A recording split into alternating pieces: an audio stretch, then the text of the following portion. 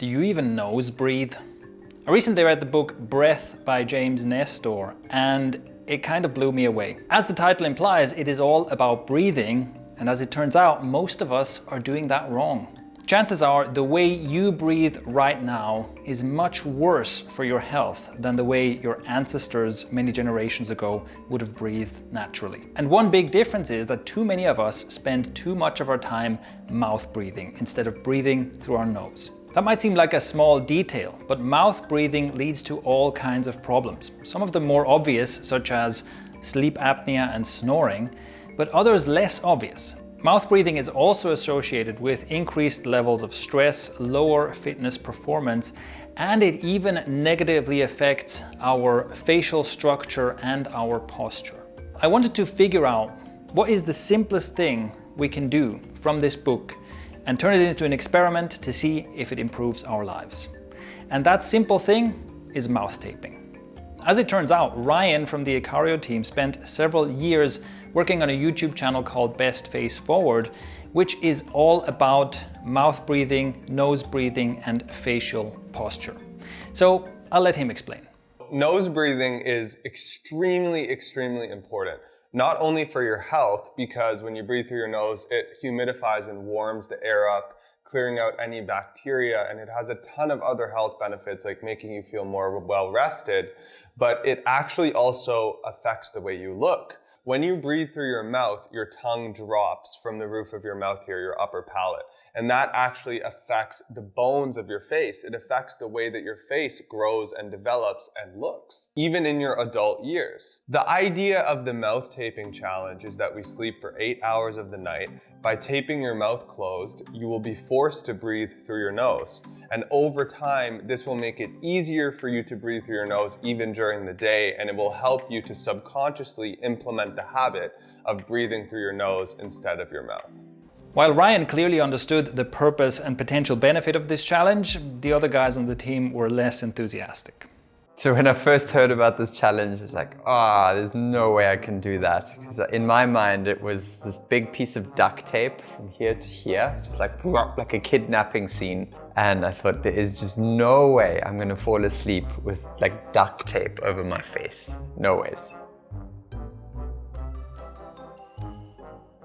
All right, so the way we're going to do this is we're going to use surgical tape. I found this to work best. Right? It's basically made for sticking onto and taking off of skin.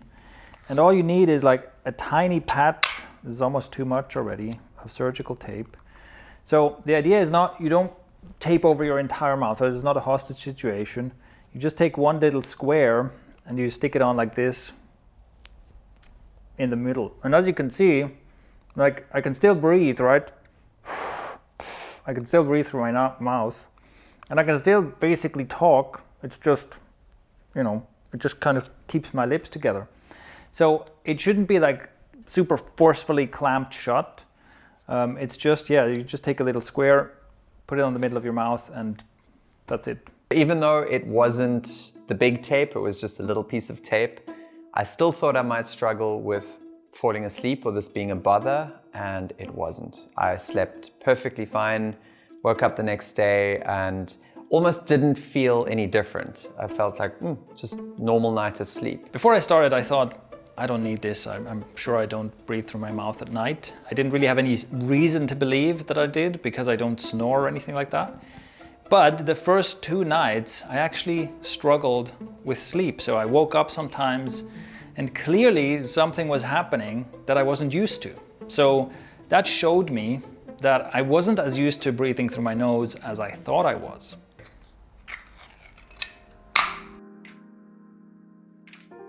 From day 3 or 4 onwards, I noticed very clear differences. One of the clearest differences I noticed is that my nose is just much more open. I used to have a blocked nose quite often, and I thought that was normal. But after less than a week of doing mouth taping at night, I basically never have a blocked nose anymore, or almost never. And I find it much easier to breathe deeply through my nostrils. After the first night of the challenge, I noticed that I woke up, the tape was still on my mouth, and it was like I felt a lot more relaxed. I felt well rested.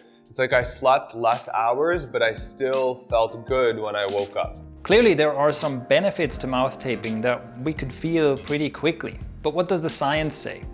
Ryan and I decided to sit down and have a quick conversation about this. So when it comes to the research, basically one of the main factors here is actually your nervous system.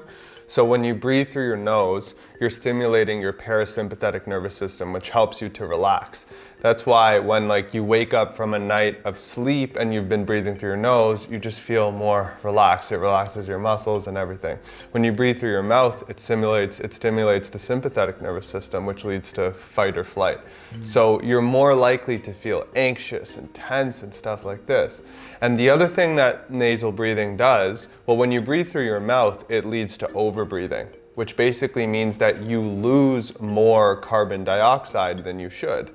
And the problem with this actually has to do with oxygenation of your muscles, meaning that when you lose too much carbon dioxide, your muscles don't absorb as much oxygen in your organs and stuff. So basically you're just a lot healthier when you breathe through your nose. Yeah. When I read the book, the thing that really had the biggest impact on me was he describes this self-experiment he did together with a friend where they plugged up their noses so that they could only mouth breathe. And they took, every test you can take, they tested their blood pressure, heart rate, took a huge blood panel, everything, right?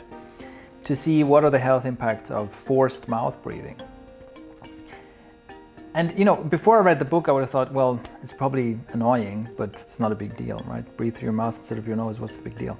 But oh my God, it reads like a horror story, As he describes what's unfolding and how it feels, it's like a horror story. And then also all the measurements, the measurements they do after this also confirm, basically everything you can measure about a human being gets worse from mouth breathing. And this happens within days of doing it, right? You don't even have to do it for a lifetime. And that really, it was shocking, it's just shocking to see how big and how fast the impact is and how big the difference is between mouth breathing and nose breathing. And it made me think, I read this book and it just made me think, I cannot believe that nobody has ever told me this. And it seems so important and nobody ever told me, hey, you know what, maybe you shouldn't breathe through your mouth, So for our challenge, for 7 nights in a row, we all taped our mouths and that ensured nose breathing for the nights.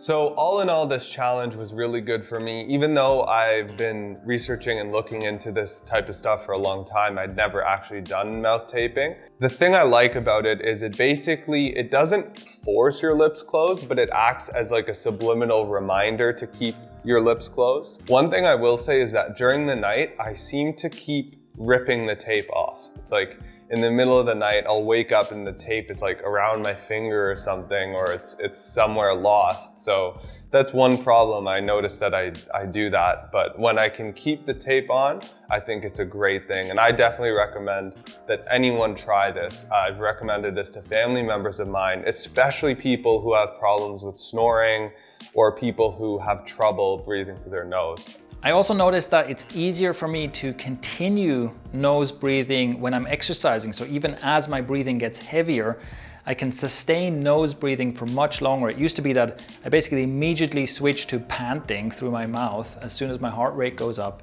Whereas now I can train at medium intensity and still breathe through my nose. And that's new as well. By day 3, I could see that this did have a positive effect on me because my one nostril, which is usually a little bit more blocked up than the other, was clear the entire day. Couldn't make sense of this, that my breathing after 3 days of this had just become better. Definitely, without a doubt. And what's even more noticeable, and I'm not making a claim here, but it's because I don't know if this is true or not, but it has been for me that my allergies, my seasonal allergies, have, since I've been doing this, gone away. I have not once taken an antihistamine since I've been mouth taping. So is it the mouth taping? Is it the combination of doing soma breathing and the mouth taping that I'm constantly stimulating my sort of nasal passages? I don't know. All I know is that whatever I'm doing is working, and I've been doing mouth taping. As you can see from the results we got in this challenge, mouth taping is an incredibly simple thing that you can try out for yourself and that may lead to positive changes even just after a couple of nights. Of course, nothing is a panacea. I wouldn't say that, this is definitely the miracle solution to all your problems, but it is so simple to do that you might as well give it a try and see what happens. Have you tried mouth taping before? Have you encountered any issues with mouth breathing versus nose breathing? Let us know by leaving a comment below. And if you want to see more challenge and experiment videos like this one, make sure you subscribe.